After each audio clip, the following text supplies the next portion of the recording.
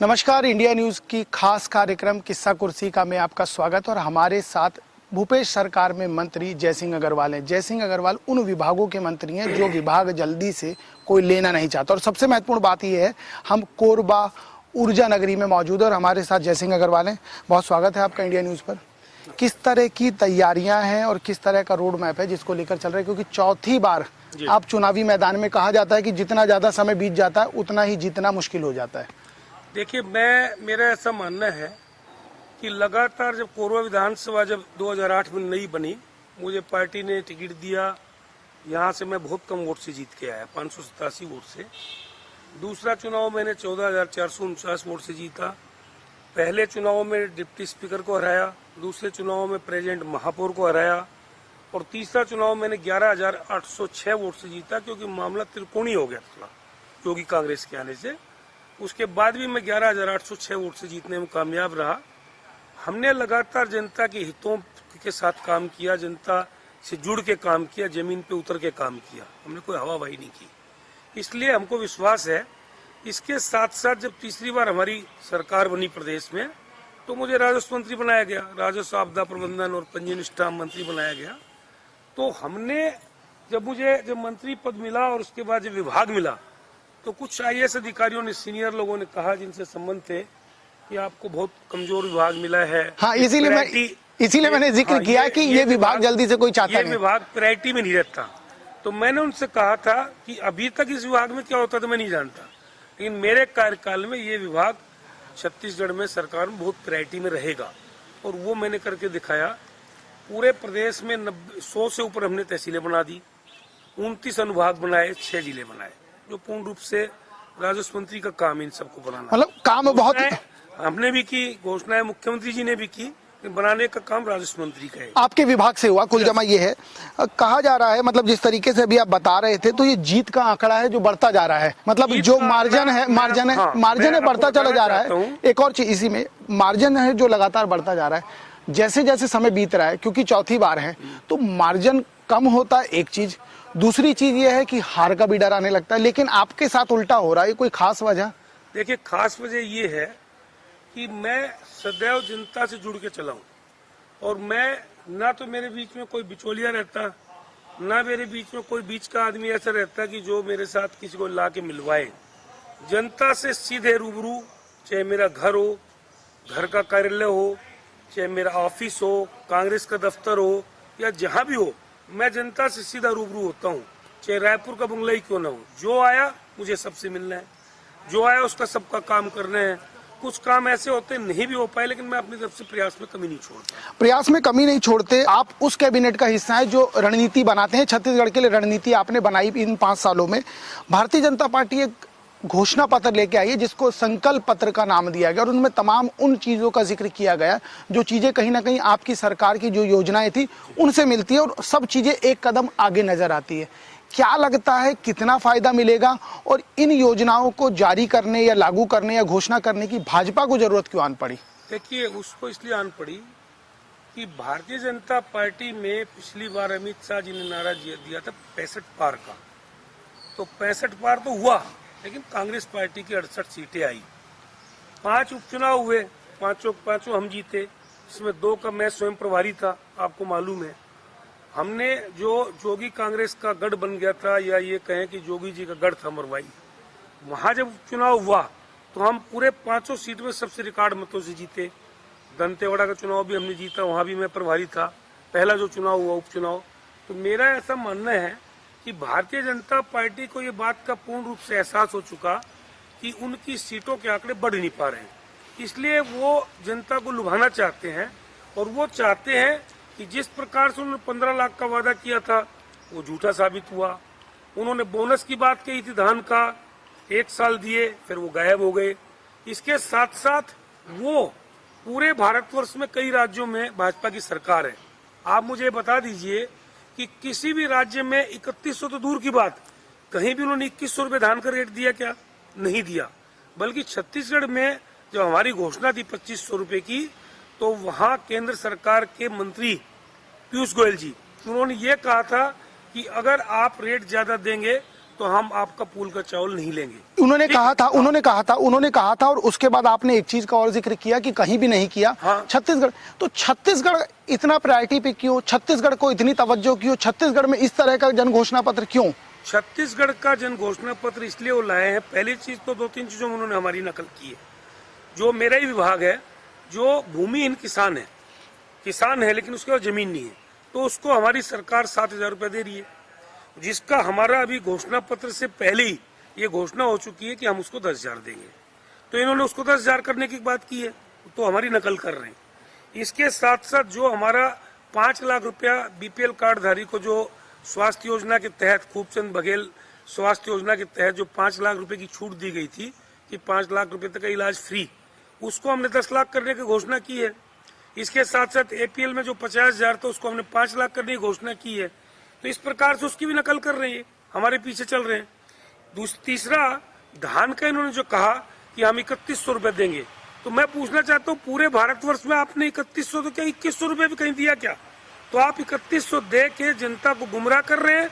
और अगर इनकी सरकार बन जाती, क्योंकि जिसकी कोई संभावना नहीं है, दूर दूर तक कहीं चांस नहीं है, कांग्रेस की सरकार प्रचंड बहुमत के साथ बनेगी और जिस प्रकार पिछली बार सीटें आई थी उसी लाइन पे सीटें जा रही है। अच्छा, उसी लाइन पे सीटें आ रही हैं। हाँ। आपने एक चीज कह दी कि नकल कर रहे हैं। हाँ।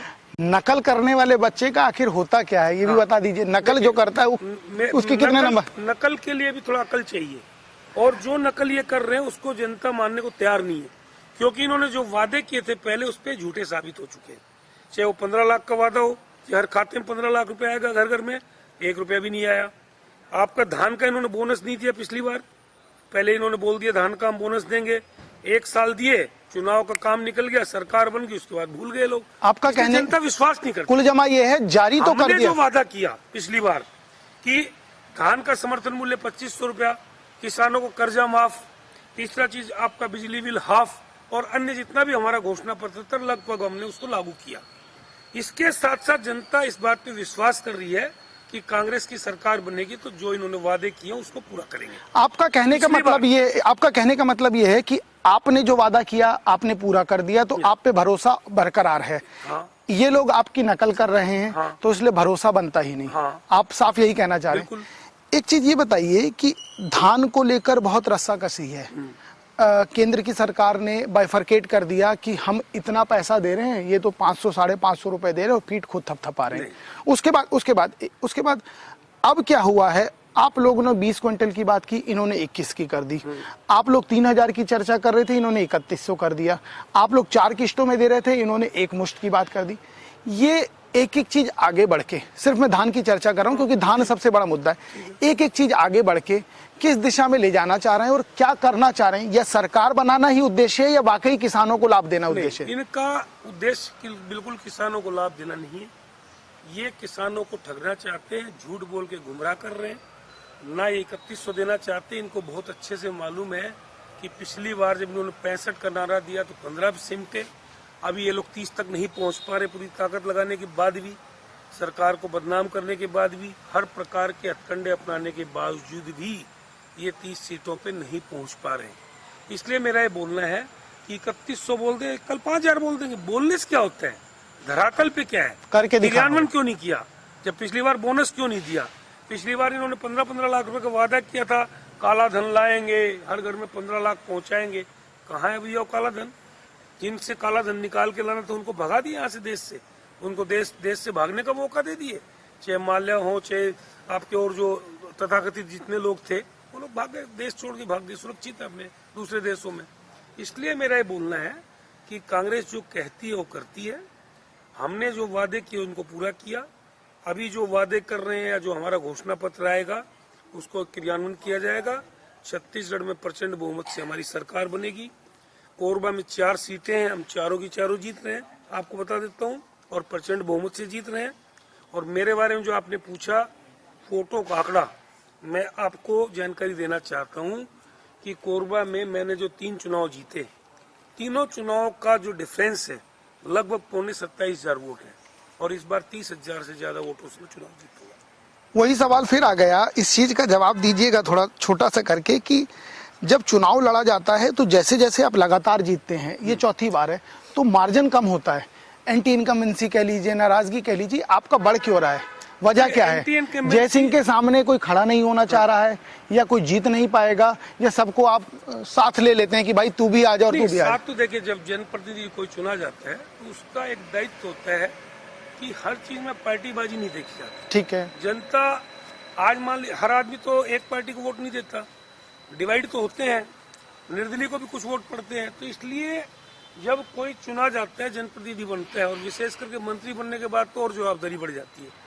तो हमारा एक दायित्व है कि हमारी क्षेत्र की जनता, वो कोई भी हो, हमको उन सबकी मदद करना है, और ये काम मैं करता हूँ, और इस बात का क्रियान्वयन विधिवत होता है। विधिवत होता है। एक और चीज है, हम कल जनता से भी बात कर रहे थे, आप ही का जो क्षेत्र है वहीं की जनता से, यहाँ कुछ ऐसी समस्याएं हैं जिनको लेकर आपने काम तो किया है, लोगों ने ये भी बताया, ये नहीं कहा कि काम नहीं हुआ है, लेकिन फिर भी समस्या का समाधान पूरा नहीं हुआ।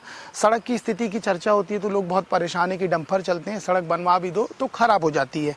राखड़ की स्थिति है, उसकी चर्चा होती है कि धूल उड़ती है, गर्मियों में बहुत समस्या होती है। ऊर्जा नगरी कहा जाता है, लेकिन बिजली कट की समस्या, ये तीन बड़ी समस्याएं हैं। तीन चीजें आपने मुझसे कही हैं। एक आपने बोला रोडों के बारे में। रोडों के बारे में पूरे यहाँ ऐसी सिल की कोयला की खदानें हैं। रोडों के बारे में मैंने राज्य सरकार से भी, इसके साथ साथ आपका जो केंद्र सरकार को उपक्रम है एसईसीएल, उस एसईसीएल से मैंने कोरबा और कटघोरा दोनों विधानसभा के लिए 300 करोड़ रुपए की स्वीकृति कराई। 300 करोड़, उसमें काफी काम हो चुके। एक टेंडर अभी टेंडर की प्रक्रिया में 83 करोड़ का, जिससे ट्रैफिक डाइवर्ट होगी, जो धूल भी कम होगी, उससे शहर से भी ट्रैफिक बाहर होगी। इसके साथ साथ आपका पीडब्ल्यूडी से भी काम कराए। एक 166 करोड़ रुपए की स्वीकृति हो चुकी है, जो आपका सीतामढ़ी से लेके होटल रिलैक्सन तक जो जाके 4 लेन में चांपा कोरबा में जाके जुड़ेगी। रोडों की स्थिति जो पिछली सरकार थी उससे कई गुना बेहतर है। रही बात जो गाड़ियों की, पहले जो कोयला का प्रोडक्शन था उससे काफी बढ़ गया। जो ट्रेन का जो मार्ग है उससे जो बैगनेज के माध्यम से ट्रेन का जिक्र किया, एक सवाल जोड़ रहा हूँ, नहीं तो ट्रेन का जिक्र किया। ट्रेन इस रूट से जब चलती है तो ये पता नहीं रहता समय पे कब पहुंचेगी। हाँ, और जो पहुंच रहे हैं या जो जाना चाह रहे हैं, यदि मुझे आपके पास अभी 11 बजे आना है तो 11 रात के भी बच सकते हैं, ऐसा हो रहा है। इसको लेकर कोई पत्राचार या कोई रास्ता या कोई समाधान आपने बात की? पत्राचार भी किया है, अधिकारियों से मीटिंग भी की है, बिलासपुर में डीआरएम को बुला के आपका बैठक भी की मैंने स्वयं। सारांश मित्र कलेक्टर थे उस टाइम बुलाया डीआरएम को। उस टाइम एक ट्रेन बंद किए छत्तीसगढ़ तत्काल, उसको तीसरे दिन मैंने वापस चालू करवाया। उसके लिए पत्राचार भी बाकायदा रेल मंत्री से भी किए हैं, प्रधानमंत्री से भी किए हैं। हमने ये निवेदन भी किया कि कोरबा हमारा इतना कोयला का प्रोडक्शन होता है, इतना यहाँ से लदान होता है, लेकिन सवारी गाड़ियों में आप लापरवाही कर रहे हैं। इसके साथ साथ खाली कोरबा की बात नहीं है, पूरे छत्तीसगढ़ और पूरे देश में ट्रेनों का बहुत बुरा हाल है, पूरे प्रदेश में और देश में। क्योंकि जब से कोरोना काल आया तो कोरोना काल एक रेलवे डिपार्टमेंट के लिए उनका एक बहाना बन गया, और वो कोरोना काल का बहाना लेके आज तक ट्रेनों को स्मूथ नहीं चला रहे, क्योंकि उनका ध्यान सिर्फ लदान की तरफ है। मतलब माल चाहिए बस। दूसरा आपने कहा एक राखड़ का जिक्र। तो राखड़ का मैं जानकारी देना चाहता हूँ। राखड़ की सबसे बड़ी जो मुख्य रूप से समस्या है वो बालकों के कारण है, और उसका रीजन ये है कि केंद्र सरकार ने 2021 में एक नोटिफिकेशन किया। उस नोटिफिकेशन में उसने ये बैन लगा दिया कि राखड़ डैम के लिए अब आपको जमीन नहीं दी जाएगी, आप लो लैंड एरिया में राखड़ को पटाइए, जमा करिए, ठीक है। उसका बहाना लेके बालकों ने, यहाँ कुछ एक दो ऐसे लोग हैं जो उसका बालकों का ठेका करते हैं और उसके माध्यम से उस राखड़ को जगह जगह फेंक रहे और पटा रहे। उससे धूल भी उड़ती है, यातायात भी बाधित होता है। ये समस्या, क्योंकि बालको केंद्र सरकार का 49% की हिस्सेदारी का उपक्रम है, और बालको एक प्राइवेट है, लेकिन उसमें 49% आज भी केंद्र का हिस्सा है, और इसलिए वो दादागिरी कर रहे हैं। उसमें कुछ लोगों को मैनेज करके वो इस काम को कर रहे हैं। ये यहाँ तक कि भाजपा के प्रत्याशी ने भी कहा कि राखड़ फकवा रहे हैं। तो राखड़ कौन फकवा रहे है, वो उसका उदाहरण है, उसके स्वयं के भाई जो पार्षद है वो एनओसी दे दे के अपने वार्ड में राखड़ डलवा रहे हैं। जितनी राखड़ इस क्षेत्र में डली है उसका 50% से ज्यादा हिस्सा सिर्फ उसी एक वार्ड में डला है। तो ये राखड़ की समस्या, उसके लिए भी हम लोग चिट्ठी लिख चुके, प्रधानमंत्री जी को भी लिख चुके, प्रदूषण बोर्ड को भी लिख चुके चिट्ठी कि भाई राखड़ की समस्या का समाधान किया जाए। और जैसे अभी चुनाव निपटेगा, भी आचार संहिता लगी हुई है, चुनाव में भी सब व्यस्त हैं, 144 धारा लगी हुई है। जैसे चुनाव निपटेगा मेरा पहला काम होगा इस राखड़ की समस्या के समाधान के लिए जो भी आंदोलन करना पड़ेगा वो आंदोलन भी करेंगे। चलिए, आपने आश्वस्त किया, ये बड़ी बात है क्योंकि एक बहुत बड़ी समस्या है। तीसरी बात थी बिजली। ऊर्जा नगरी कहा जाता है और उसके बाद ऊर्जा से मरहूम रहती है। उसका कारण बता रहा हूँ, पिछली सरकार के समय कोरबा में बिजली विभाग का लगभग 42 करोड़ रुपए के टेंडर हुए। उस 42 करोड़ के टेंडर में घपला हुआ। उस घपला होने की वजह से कई उसके ठेकेदार और अधिकारी जेल भी गए। आज भी वो केस भुगत रहे हैं और उन्होंने डुप्लीकेट ट्रांसफार्मर लगाए, आपके नए ट्रांसफार्मर का पैसा लिया, असेंबलिंग वाले लगा दिए, कुछ बदली ही नहीं की। इस टाइप का घपला बहुत बड़ा हुआ था। उसके कारण जो केबलिंग की व्यवस्था होनी चाहिए थी वो नहीं हुई। लेकिन मैंने पिछली बार मुख्यमंत्री जब कोरबा आए, आपके ऊर्जा मंत्री जी भी थे, टी.एस. सिंहदेव जी, दोनों के सामने मैंने इस समस्या को रखा और मैंने मांग की थी कि अंडरग्राउंड केबलिंग कोरबा में करना है। वो हमारी प्रक्रिया में है। आगे चल के हम उसको अंडरग्राउंड कराएंगे। उसके बाद मेरा ऐसा विश्वास है कि 90% समस्या तो उसी में हल हो जाएगी। मतलब मैंने जो 3 चीजें गिनाई, आप इसका समस्या का समाधान का वायदा कर रहे हैं। बिल्कुल। एक और चीज है, खत्म करने की ओर बढ़ेंगे, एक और चीज है कि आप कई बार अपनी ही सरकार के अधिकारियों से नाराज हो जाते हैं और सड़क पर ही ऑन द स्पॉट फैसला कर देते हैं। तमाम बार आपके ऐसे वीडियो, तमाम चीजें आई, डांटते हुए, गुस्सा करते हुए। ये वजह क्या हो जाती है? वजह वही है, जैसे आपने राखड़ का जिक्र किया, तो गलत राखड़ पटा रहे तो मैंने उसको नाराजगी प्रकट की है। उसमें कोई मेरा दोस्त नहीं है। जनता के हित के लिए, उसके लिए हमने अपनी सरकार में रहते हुए, मंत्री रहते हुए भी अधिकारियों को फटकार इसलिए लगाई कि वो गलत काम कर रहे थे। मतलब बर्दाश्त कुछ नहीं किया जाए? बिल्कुल नहीं। और उसका परिणाम आप देख लीजिए, कोरबा में अगर रानू साहू करोड़ों रुपए का भ्रष्टाचार नहीं करती, घपला नहीं करती तो आज जेल में नहीं होती, इसलिए वो जेल गई। इसलिए मेरा ये बोलना है कि अगर कोई गलत काम करेगा, आटा में नमक चल जाता है, कोई अधिकारी करे, लेकिन नमक में अगर आटा डालेगा तो उसमें मेरा विरोध रहेगा हमेशा, चाहे वो कोई भी रहे, कोई भी हो। बिल्कुल। इसलिए आप नाराज हो जाते हैं? बिल्कुल। मेरा कोई व्यक्तिगत काम नहीं है, ना मैं अपने किसी स्वार्थ के लिए करता हूँ। जनता के हित के लिए, जिस जनता ने हमको चुना है उसके हित के लिए हमको किसी भी स्तर तक जाना पड़े, हमको उसके हित में खड़ा होना पड़ेगा। और आप रहेंगे? बिल्कुल रहेंगे। एक आखिरी सवाल, कोई जयसिंह अग्रवाल को चौथी बार विधानसभा भेजे तो क्यों भेजे? देखिए, जयसिंह अग्रवाल को चौथी बार इसलिए विधानसभा भेजना चाहती जनता कि मैं जनता से जुड़ा हुआ हूँ, हर सुख दुख में शामिल होता हूँ। हर व्यक्ति का व्यक्तिगत हो, चाहे सार्वजनिक हो, चाहे समूह का हो, चाहे उसके कोई प्रतिनिधिमंडल का हो, उस काम को मैं करना चाहता हूँ। मैंने स्वास्थ्य के क्षेत्र में बेहतर काम किया है, मेडिकल कॉलेज खुलवाया, हमर क्लिनिक खुलवाए। मैंने शिक्षा के क्षेत्र में स्वामी आत्मानंद शास्त्री स्कूल खुलवा दिए, कॉलेज खुलवा दिया, स्कूलों का उन्नयन करवाया, स्कूलों का जीर्णोद्धार करवाया। इसके साथ साथ आपका रोडों का मैंने पहले ही बताया कि सर्वाधिक रोड मैंने बनवाई है, तमाम लंबी फेहरिस्त है। तीसरा, आपका पूरे प्रदेश में जो पेयजल की व्यवस्था मैंने कोरबा में करवाई है, सबसे पहले कोरबा में पेयजल की व्यवस्था को दुरुस्त कराया, जो कोरबा की सबसे बड़ी समस्या थी कि पूरे लगभग 50,000 नल के कनेक्शन फ्री ऑफ कॉस्ट मैंने लगवाए। और पेयजल योजना जब हमारी केंद्र में सरकार थी तो उस समय हमने स्वीकृति कराई। मेरी धर्मपत्नी महापौर थी, मैं विधायक था, पेयजल की हमने योजना लागू की और हमारी सरकार आते तक हमने इसको कंप्लीट करके पूरे एक एक घर में नल का कनेक्शन पहुंचाया। आप पूरे कोरबा में घूम लीजिए और मुझे एक घर तो बता दीजिए, ये कह दे कि मेरे घर में नल कनेक्शन नहीं है। फेहरिस्त लंबी है आपका कहने का मतलब है। एक बता दीजिए, बोले कि राशन कार्ड नहीं है। एक आखिरी सवाल लूंगा मैं आपका। कोरबा की जब जिक्र होता है या कोरबा की जब चर्चा होती है तो चर्चा डीएमएफ की होती है और डीएमएफ का सदुपयोग नहीं होता, इस तरीके के आरोप भी लगते हैं। आपने अभी रानू साहू का जिक्र भी कर दिया।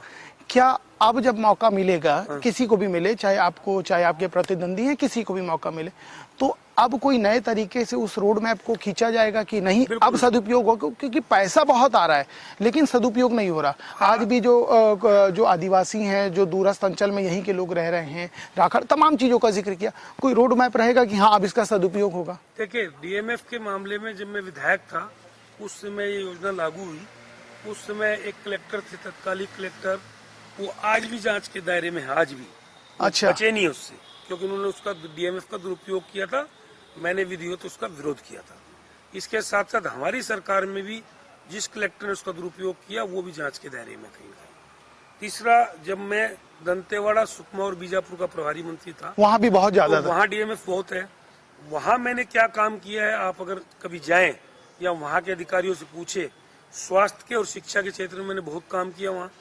इसके साथ साथ वहाँ के ग्रामीणों को, आदिवासियों के उत्थान के लिए बहुत काम करवाए। जो सैकड़ों की तादाद में स्कूल बंद हो गए थे उनको वापस चालू करवाया। हेल्थ के मामले में डॉक्टरों की भर्ती करवाया, शिक्षकों की भर्ती करवाया। डीएमएफ का जितना सदुपयोग मैंने उन तीनों जिलों में कराया उसका पता लगा लिया। यहाँ पर भी करना, यहाँ भी मैं करना चाहता था, मैंने बहुत कोशिश की, लेकिन यहाँ पे कुछ गलत लोगों को संरक्षण मिलने की वजह से यहाँ के कलेक्टरों ने गलत किया और उसकी सजा वो भुगतेंगे। 30 है इसकी, जो नहीं हो पाया 30 है इस चीज का। नहीं, वो तो आगे कर लेंगे हम। हमने तो काम बहुत से करवाए, जैसे मैंने बताया ना कि मान लो रोड के लिए पैसा अगर हमको पूरा सरकार से नहीं मिला तो हमने ऐसी सील से 300 करोड़ रुपया लिया। मतलब काम करना है, हाँ, चाहे कहीं से भी लाया जाए, लेकिन काम करेंगे। बिल्कुल। हम तो देखिए, कोरबा में कोई भी, चाहे कोयला की खदानें हो, कोल डिपार्टमेंट हो, चाहे एनटीपीसी हो, चाहे बाल्को, कोरबा के विकास में इनको सहभागिता निभाना पड़ेगा, क्योंकि इनकी अगर ये खदान या प्लांट यहाँ है तो इनको कोरबा के विकास में सहभागिता निभाना इनकी मजबूरी है और हम इनको बाध्य कर देंगे, उनको करना ही पड़ेगा। बहुत ढेर सारी शुभकामनाएं आपको आपके भविष्य के लिए। देखिए, ये थे जयसिंह अग्रवाल। ये जो इनका दबंग अंदाज है ना काम को लेकर, अपनी बातों को लेकर, कि यदि जनता के हित की बात आ रही है तो उसको आपको करना ही है। प्यार से कर लीजिए, नहीं तो डांट देंगे। डांट के भी नहीं मानोगे तो हम काम तो करवा ही लेंगे। आटे में नमक चलता है, चल जाएगा, लेकिन नमक में आटा मिलाएंगे तो नुकसान होगा। ये इनका अंदाज है और इसी अंदाज के लिए जाने जाते हैं। फिलहाल के लिए इतना ही, फिर किसी और शख्सियत से होगी मुलाकात। तब तक के लिए नमस्कार।